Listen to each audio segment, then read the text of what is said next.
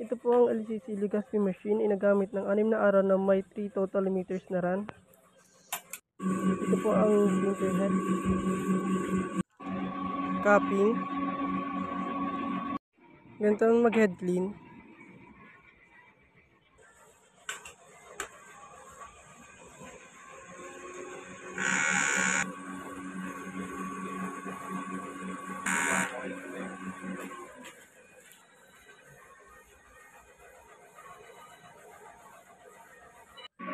Punasan ng wiper, saka cupping after head clean.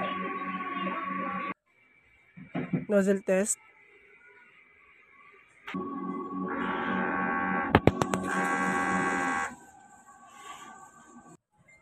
Ang ink system ay tama lang ang level. Ang waste tank ay nililinis ko tuwing Sabado. Ito ang AVR at ang ground wire.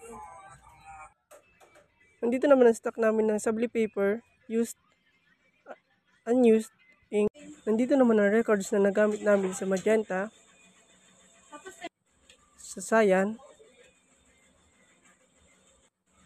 sa black, at sa yellow. Ito ang output monitoring at ang printer daily checklist.